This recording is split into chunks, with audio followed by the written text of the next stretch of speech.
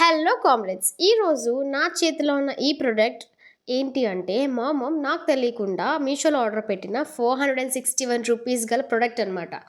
అరే, ఏముంది అంతలా అంత రేట్ పెట్టి ఎందుకు కొన్నామని అడిగితే, ఓపెన్ చేసి చూడు, వర్త్ అనిపిస్తే ఉంచుదాం, లేకపోతే రిటర్న్ పెడదామని చెప్పారు.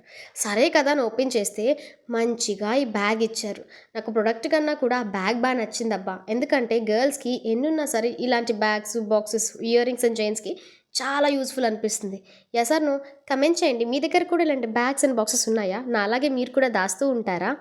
అయితే ఈ ప్రోడక్ట్కి వచ్చేసినప్పటికి ఏంటంటే, ఇది మంచిగా ఫినిషింగ్ అయితే చాలా బాగుంది.